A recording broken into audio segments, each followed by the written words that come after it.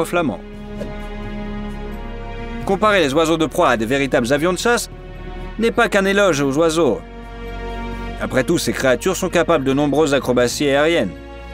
Prêtez attention à cette chasse, qui a retenu l'attention d'un objectif en 2022. Les oiseaux font preuve d'une agilité étonnante, mais c'est le prédateur qui l'emporte grâce à une manœuvre virtuose. Il effectue une sorte de demi-tour de piste, un virage à 180 degrés, de sorte que les aigles sont dirigés strictement vers le haut et vers le bas. Et en même temps, si l'avion effectue une manœuvre de protection pour s'éloigner du missile, l'oiseau le fait au contraire pour mieux attaquer la cible. En même temps, le prédateur n'a saisi la victime que tangentiellement, et de sorte qu'elle se défend, même si elle se trouve entre les griffes d'un ennemi redoutable. Nous devons rendre hommage à cet oiseau courageux quand même, qui se battra pour sa survie jusqu'à la fin. Et même si ses blessures ne lui auraient guère permis de voler, si elle avait réussi à s'échapper de l'emprise, elle s'est tout de même bien battue. Et vous, qui encouragez-vous dans cette situation? Dites-le dans les commentaires. En tout cas, le rapace n'en admire pas moins sa bravoure. Après tout, elle n'a pas ralenti et a utilisé son bec à pleine vitesse et en plein vol. C'est-à-dire que pendant un certain temps, elle a volé à l'aveuglette à grande vitesse, au risque de s'écraser sur des rochers. En même temps, lorsqu'un oiseau frappe avec ses griffes, les plumes de la victime volent comme une sorte d'éventail étrange. Tout cela à cause de la forme énorme que le prédateur déploie à chaque lancer. Même si la proie a le temps de réagir au dernier moment, se retourne et rencontre l'ennemi avec ses propres griffes, cela ne ralentira pas notre héros une seconde. Il supprime la résistance de la proie en un instant. Mais même en connaissant les capacités de vol des faucons et des aigles, il est difficile de comprendre à quel point ils se sentent sûrs d'eux dans les airs. On dirait qu'ils n'ont pas du tout peur de tomber. Ici, un faucon pèlerin en a attaqué un autre pour s'emparer à sa proie. En même temps, il n'y a pas eu de combat brutal. Pas de duel, mais étonnant. Ce duel pourrait être filmé en 2022. Et elle pourrait remporter le concours du combat de chiens le plus honnête du monde. Il serait beaucoup plus facile d'attaquer l'adversaire par le haut.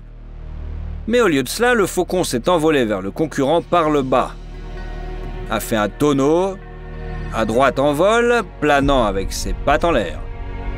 Dans cette position, il saisit puissamment la proie, en plein dans les pattes de l'adversaire. Deux oiseaux ont ainsi perdu l'équilibre. Pour la plupart des oiseaux, cela aurait été une fin fatale, mais ces faucons ont mis moins d'une seconde à retrouver leur vol. Puis ils ont volé ensemble, s'affrontant au tir à la corde. Faites attention à ce qu'ils n'essaient pas de se frapper l'un l'autre avec leurs griffes ou leur bec. Pourquoi pensez-vous que ces oiseaux sont si nobles entre eux? S'agit-il d'un comportement instinctif ou d'un trait de caractère de ces individus? Faites-nous part de votre opinion dans les commentaires. Une solidarité et un honneur étonnant qui n'enlèvent rien à leur engagement. Ces deux faucons pèlerins prennent des risques, mais essaient de garder leur proie jusqu'au dernier moment. Les pilotes humains, sur leurs chasseurs, peuvent voler à une vitesse plusieurs fois supérieure à celle du son. Même s'ils sont loin de la liberté dont font preuve ces oiseaux. En même temps, ces deux oiseaux ont non seulement survécu, mais ils ont maintenu de bonnes relations de voisinage. L'un d'entre eux s'est décroché à temps, laissant le déjeuner au vainqueur. Mais avec les proies, les oiseaux de proie ne jouent pas les chevaleresques. Ici, vous pouvez voir comment les parents nourrissent leur progéniture. Leur nid est bien caché dans les fourrés. Les enfants crient et ouvrent la bouche de plus en plus grand possible pour être les premiers à recevoir une friandise de leurs parents. Mais l'idylle familiale est violée par un prédateur qui a trouvé la tanière de la proie. Les parents ne sont pas là, ils ne peuvent pas faire face à une telle menace et doivent s'enfuir. Pour un carnivore à plumes, c'est un véritable cadeau. Il se contente de prendre l'un des oisillons et de l'emmener dans son nid. Un petit encas pour la capture duquel presque aucun effort n'a été dépensé. Si l'occasion se présentait, interviendrez-vous dans cette situation?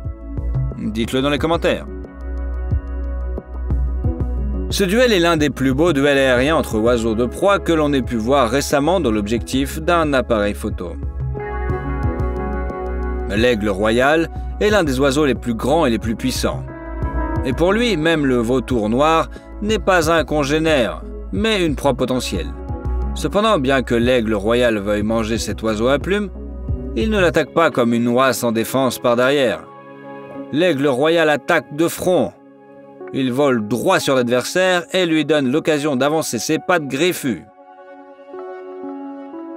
Qu'est-ce que c'est sinon la noblesse d'un vrai guerrier? Un coup puissant se produit et les deux oiseaux s'entrechoquent comme deux béliers aériens. Et voilà que l'aigle royal frappe son adversaire d'un coup d'aile en pivotant, tel un maître des arts martiaux aviaires. Mais le vautour ne perd pas l'équilibre. Les adversaires se désolidarisent. Tous deux ont survécu à ce combat qui était trop près du sol pour continuer. Il est vrai que les aigles royaux ne sont pas toujours aussi nobles. Cet oiseau a balayé le faucon d'un seul coup de foudre. Il est donc bon de se rappeler qu'il y a toujours des griffes plus acérées et des ailes plus puissantes. Quand un aigle renverse une victime et la force à monter sur des corniches rocheuses, c'est spectaculaire. Mais dans l'arsenal de l'oiseau, il y a aussi des techniques plus impressionnantes pour utiliser la gravité à ses propres fins. Les aigles de très grande taille peuvent soulever même un fauve ou un enfant dans les airs.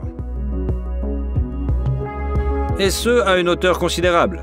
Ensuite, l'oiseau lâche simplement sa proie et elle s'envole au 10e étage avec une fin tout à fait imprévisible. L'oiseau ne peut que redescendre et commencer tout simplement à manger ou à apporter les restes de la proie dans son nid. De cette manière, il est possible d'économiser de l'énergie de manière significative, bien sûr. L'envergure de certains oiseaux de proie peut atteindre 1,8 mètres, voire 2 mètres, ce qui montre qu'il s'agit de créatures massives. Ils sont puissants, mais en fait beaucoup plus légers qu'il n'y paraît. Les aigles sont 3 ou 4 fois plus légers que les loups, dont la taille est comparable à celle des oiseaux. Une chèvre de montagne est donc 5 fois plus lourde qu'une chèvre à plumes. Il est difficile de faire face à un tel adversaire. L'aigle peut s'accrocher à lui et le chevaucher littéralement. Mais pour vaincre la proie plus rapidement et plus sûrement, il faut la pousser du haut de la falaise. Vous pouvez alors assaimer quelques coups puissants sur les rochers, puis le jeter dans l'abîme, s'il n'y a pas d'autre solution, bien sûr. Cet affrontement semble brutal et épique, d'autant plus que l'oiseau est également en danger. Il est trop près du sol et n'aura pas le temps de grimper sur l'aile si sa proie peut l'entraîner avec elle. Mais cela n'arrive généralement pas. Les aigles sont des prédateurs trop expérimentés et trop forts. Néanmoins, même si un grand aigle est écrasé sur une pierre, ses os peuvent résister à un coup aussi puissant. Regardez, un aigle a scellé une chèvre de montagne. L'ongulé paniqué tente de s'échapper par la corniche et l'aigle de déséquilibre pour que la proie se brise simplement en tombant d'une pente aussi raide. Mais au lieu de cela, la chèvre heurte le rocher en même temps que l'aigle. Penses-tu que l'oiseau s'est écrasé ou s'est transformé en une crêpe plate, comme un personnage du dessin animé sur lequel un poids serait tombé? Et non, ce n'est pas le cas. Non seulement l'aigle a survécu, mais il n'a même pas relâché sa prise. Bien entendu, en raison de leur masse relativement faible, les aigles sont également vulnérables. Surtout sur Terre lorsqu'ils sont attaqués par de grands prédateurs. La masse d'un ours brun peut atteindre une demi-tonne, voire plus. En fait, l'ours est 100 fois plus fort que l'aigle. C'est comme si une personne essayait de battre un éléphant au corps à corps. Lorsque cette femelle a découvert le nid des aigles, elle n'a pas hésité à emmener ses petits avec elle pour déjeuner, tant elle était sûre de sa victoire. Même les griffes acérées d'un oiseau à plumes ne peuvent sauver les petits lorsqu'ils sont attaqués par cette montagne de muscles. Il n'est pas surprenant que les aigles n'aiment pas les ours et qu'ils puissent même les attaquer sans raison apparente. Qui sait, peut-être qu'un prédateur ailé a-t-il giflé un ours pour se venger de vieux griefs?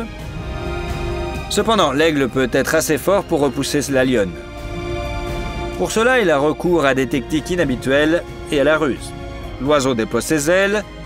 Il est trop lourd pour s'envoler instantanément à une grande hauteur. S'il essaie, la lionne aura le temps de le rattraper en bondissant par derrière. La créature à plumes semble avoir compris et n'essaie pas de s'élever dans les airs.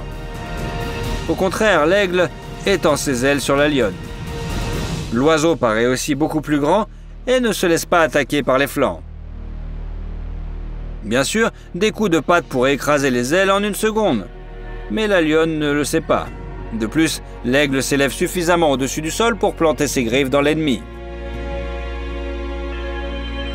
Et le chat n'a pas besoin de dégâts supplémentaires. Résultat, l'oiseau